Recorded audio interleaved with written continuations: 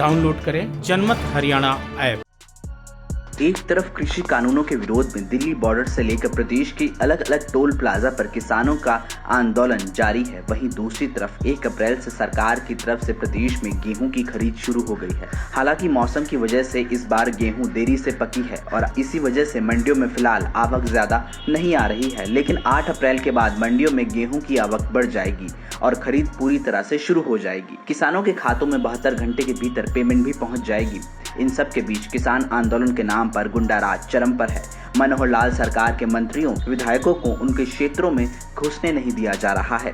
BJP JJP नेताओं के साथ बदसलूकी की जा रही है। जगह जगह काले झंडे दिखाए जाते हैं, कभी कभी तो उन्हें बंधक भी बना लिया जाता है। इन अराजक तत्वों की वजह से नए प्रोजेक्ट्स पर काम शुरू नहीं हो पा रहा है। अब सबसे बड़ा सवाल ये है कि आखिर सरकार कब तक ऐसे तत्वों के सामने नतमस्तक होती रहेगी? क्या इन गुंडों के आगे सरकार ने घुटने टेक दिए हैं? क्या प्रदेश में लोकतांत्रिक व्यवस्था की जगह तालिबानी व्यवस्था ने ले ली है? क्यों सरकार ऐसे अराजक तत्वों के आगे बेबस नजर आ रही है? अब सरकार ने ऐसे गुंडा तत्वों के दबाव में ना आने का मन बना लिया है। किसानों के भीष में आतंक मचा रहे विपक्षी दलों के कार्यकर्ताओं से वो सख्ती से निपटने जा रही है। फिलहाल आगे बढ़ने की रणनीति पर काम कर रही है। चाहे कितना भी विरोध हो, काले झंडे दिखाए जाएं, कितने भी मुर्दाबाद के नारे लगे, ना तो कोई कार्यक्रम स्थगित होगा और ना ही रद्द होगा।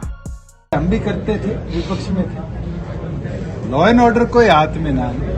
अगर कोई लॉ एंड ऑर्डर हाथ में लेता है तो सख्ती से पंजाब में जो बीजेपी विधायक की जो पिटाई हुई, पूरी तौर पर निंदा करता हूं। और अगर ऐसी कोई गतिविधि होती है तो मुझे लगता है कि सख्त से सख्त कार्रवाई वहां के पुलिस एडमिनिस्ट्रेशन को उन लोगों के विरुद्ध करनी चाहिए जिनने पब्लिक रिप्रेजेंटेटिव के साथ इस तरह की घटना करी। अगर हमारे प्रदेश के अंदर ऐसी घटना हुई होती तो आज पूरे देश में उसका संदेश भिजवाने का हम काम करें। किसानों से पहले 2019 के आखिर में CAA पर विपक्षी दलों, खास तौर पर कांग्रेस की तरफ से मुसलमानों को भड़काया गया था कि इन किसानों से तुम्हारी नागरिकता चली जाएगी, डिटेंशन कैंप में तुम्हें भेज दिया जाएगा। इसको लेकर दिल्ली के शाहीन बाग में बड़ा आंदोलन हुआ, जिसका नतीजा ये रहा कि बड़े स्तर पर दिल्ली में दंगे हुए। कई लोगों को अपनी जान से हाथ धोना पड़ा। CAA आए हुए 1.5 साल के करीब का वक्त बीत चुका है। क्या एक भी मुस्लिम की इस कानून की वजह से नागरिकता गई? नहीं, ऐसा कुछ भी नहीं हुआ। आज देश का मुस्लिम शांत है, क्योंकि अब वो समझ चुका है कि उसे विपक्षी दलों की तरफ से अपनी राजनीति का मोहरा बनाया गया था।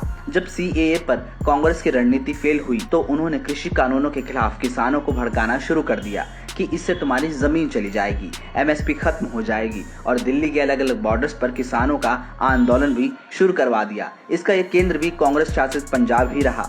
दिल्ली बॉर्डर पर तो आंदोलन 27 नवंबर को ही शुरू हुआ, लेकिन पंजाब में तो इसकी सितंबर से ही शुरुआत हो गई थी। आज भी आंदोलन में बड़ी संख्या में भागीदारी पंजाब के ही किसानों की है। शुरुआत में तो बड़ी संख्या में हरियाणा के किसान भी जुड़े। स्थानीय लोगों ने भी आंदोलनकारी किसानों को खूब साथ दिया, लेकिन 26 जनवरी को लाल किले पर हुई शर्मनाक घटना के बाद ज्यादातर लोगों का आंदोलन से मोह भंग हो गया। 28 जनवरी को राकेश टिकैत की घड़ियाली आंसुओं की वजह से जरूर मरते हुए किसान आंदोलन में जान आए, लेकिन वो एक ही बिरादरी तक सीमित रही। आंदोलन को बढ़ाने के लिए खापों का सहारा लिया गया, महापंचायतें की गईं, और तो आंदोलन की आड़ में इन तथाकथित किसान नेताओं की तरफ से मनोहर लाल सरकार गिराने का षड्यंत्र भी रचा गया। लगातार किसानों को भड़काया गया कि वो अपने अपने विधायकों पर अविश्वास प्रस्ताव के लिए कांग्रेस का साथ देने का दबाव बनाए, लेकिन अफसोस ऐसा नहीं हुआ। कांग्रेस का अविश्वास प्रस्ताव औंधे मुंह गिर गया। इसके बाद उन लोगों ने सभी हदों को पार कर दिया। किसानों के विरोध के नाम पर गुंडागर्दी का नंगा नाच हुआ। एक गांव है आंवली गांव के लोगों के नाम से जो पत्र है वो खुला पत्र जनता को भी बताया है कि ये जो कुछ कर रहे हैं इसमें एक वेस्टेड इंटरेस्ट से सबके राजनीतिक इंटरेस्ट है, उसके कारण से कर रहे हैं। और बहुत थोड़े से लोग हैं, लेकिन जगह जगह जिस प्रकार का व्यवधान पैदा करते हैं, हम नहीं चाहते कि सामाजिक भाईचारा बिगड़े।